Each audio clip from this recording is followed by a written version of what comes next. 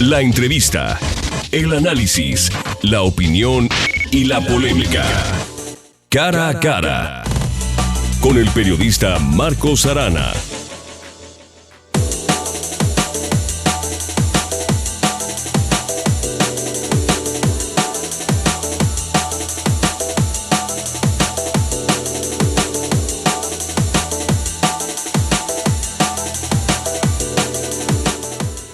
El presidente Peña, al anunciar la nueva política de Estado en materia de vivienda de interés social, dijo que las reglas del juego han cambiado y la responsabilidad recae para aplicar estas nuevas reglas del juego en Infonavit precisamente y en las instancias oficiales manejadores del tema vivienda de interés social.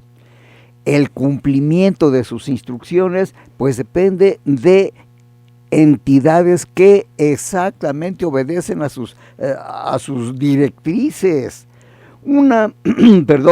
Está demostrado, está totalmente demostrado que el dinero público para impulsar la vivienda popular ha sido aplicado equivocadamente. Una de las muchas pruebas está en el abandono de miles de viviendas en desarrollos financiados con dinero de los impuestos de todos. Quien conoce el tema en detalle, en teoría y en práctica, y el fondo del asunto es el arquitecto Jesús García Rojas, quien hoy analiza la política de vivienda, o la política viviendera 2016. ¿En dónde estamos parados, Jesús? ¿De dónde venimos? Pero sobre todo, ¿a dónde vamos? Por eso, gracias porque vienes. Buenos días, muchas gracias, Marcos. Buenos días, Luis. Buenos gracias días por invitarme. Luis Casas. Es un honor estar aquí con ustedes. Bueno, es un tema increíble, la vivienda. Tiene implicaciones políticas, económicas y sociales.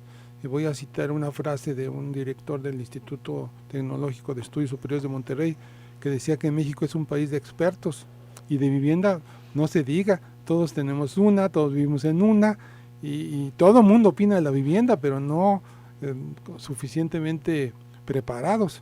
Es un tema muy complejo, muy complejo, que tiene implicaciones económicas, políticas, sociales y ecológicas. ¿El presidente Peña está preparado para hablar de vivienda, Jesús? Sí, ¿por qué no? Claro que sí, y tiene muy buen equipo. Un presidente no necesariamente tiene que ser experto en todo, tiene muy buen equipo. Pero ya entrando a la materia, porque la materia es amplísima, abundantísima, muy abundante, quiero decirte que el presidente Peña nos sorprendió a todos con un muy buen diagnóstico de lo que sucedía en el país. Desde 1993 que hicieron las reformas a la Ley General de Asentamientos Humanos, y cuando se reformaron la ley agraria, la ley de aguas nacionales y las leyes de institutos de vivienda, esto acorde con un arrebato, llamémoslo federalista, descentralizador, neoliberal, apoyando y siguiendo un proyecto de un gobierno facilitador. Se privatizó la oferta de vivienda, con consecuencias nefastas. Se perdió la rectoría del Estado en materia de ordenamiento territorial, desarrollo urbano y vivienda. Para ahorrar tiempo, el resultado ha sido catastrófico, como tú lo has señalado. Tenemos al 2010 5 millones de viviendas deshabitadas, muchas de ellas financiadas por el Infonavit. Tenemos en rezago habitacional, dentro del rezago habitacional, 1 millón de viviendas financiadas por el propio Infonavit, que a partir de 1997, ante la crisis económica y la falta de habilidad para buscar nuevas fórmulas para enfrentar el problema, desde esa época se decidió, a raíz de que los salarios están congelados y el monto de crédito de los trabajadores no alcanza para una vivienda digna, salir a los perímetros de las ciudades a buscar tierra agrícola barata, y se aprobó siendo director del Infonavit Alfredo del Mazo en 1997, por el Consejo de Administración, dar créditos a viviendas de 27 y 33 metros cuadrados con una recámara. O sea, lo que mide su baño personal, ¿verdad? Vivienda de su casa. progresiva. Yo lo digo cuando hablo mucho de esto en público, que es la vivienda progresiva que no progresó. Este millón de viviendas nunca se le amplió a la segunda y tercera recámara. Y cayeron por razón natural en hacinamiento. Y estas viviendas son las que hoy habla Rosario Robles, de que en un programa y muy intenso de darles un segundo crédito para ampliar la recámara, abatir el rezago habitacional. Pero esto se evidencia los errores cometidos en estos últimos 23 años en políticas públicas en materia de no solamente de vivienda, sino de ordenamiento territorial, desarrollo urbano y vivienda. Va al punto concreto. Esto, el equipo técnico económico del presidente Peña lo detectó muy bien, hizo un... ¿Pero lo ha ejecutado? Espérame tantito, hizo un muy buen diagnóstico, estableció un plan a seguir que no ha tenido éxito. No lo ha ejecutado. Bueno, no, lo han intentado, hay también resultados buenos, también vamos a hablar de lo bueno. Dinos uno. Por ejemplo, en el gobierno de Vicente Fox hubo un total desalineamiento entre la demanda y la oferta. Teníamos el 80% de la demanda de trabajadores de 1 a 3 veces salario mínimo y el 20% de 4 a 11.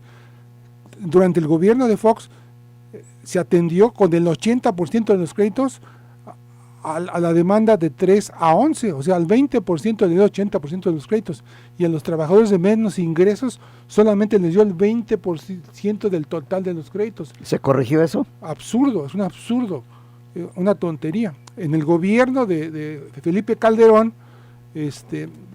quisieron rectificar esto.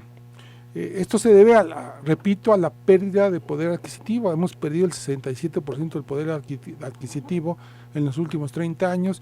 Los salarios están congelados, el monto del crédito de los trabajadores es insuficiente para adquirir una vivienda digna y no es cuestión de una varita mágica subirle el salario a los trabajadores de un día para otro. Esto es un problema mayor. Se decidió dar subsidios al frente por primera vez a partir del año 2006, incluyendo a trabajadores asalariados de este país, y son subsidios muy mal diseñados.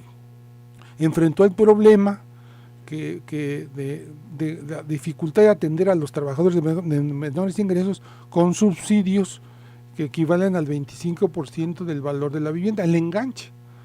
Pero resulta... ¿Pero quién recibe ese subsidio? ¿Cómo opera? ¿Quién lo decide? Bueno, se diseñó a través de la Secretaría de Hacienda, a través de la Comisión Nacional de Vivienda, que hoy está sectorizada con SEDATU.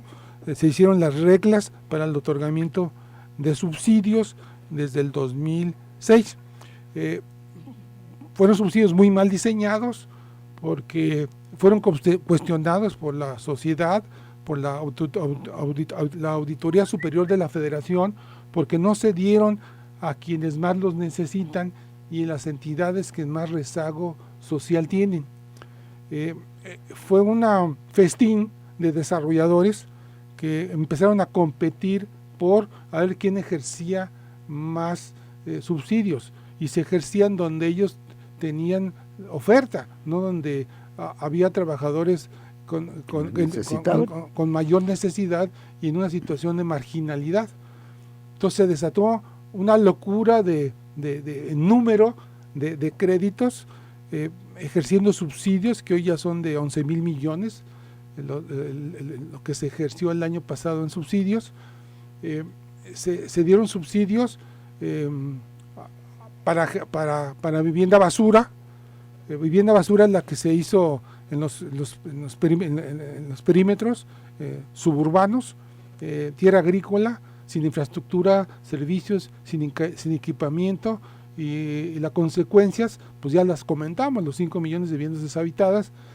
Se ejercieron subsidios con recursos fiscales de los impuestos de todos. Sí, pero ahora explícanos, Jesús, por favor, ¿esos subsidios en qué consisten? ¿Dinero contante y sonante? ¿Yo voy a una oficina, a una ventanilla y recibo 1 millón de pesos? ¿O quién los da? ¿Dónde se da? ¿Quién los recibe? ¿El trabajador? ¿El desarrollador? ¿O quién? Contéstanos después de unos mensajes. Les recuerdo que estamos tratando el tema hoy sobre vivienda de interés social y cómo se está financiando. Yo hasta me pregunto, ¿hay una política de Estado en materia de vivienda de interés social? Contéstanos luego de estos mensajes. En línea WhatsApp 33 18 80 76 41, 31 22 4200, 31 22 4266, @Son las 3 Noticias, @Arana Cervantes. Pausa.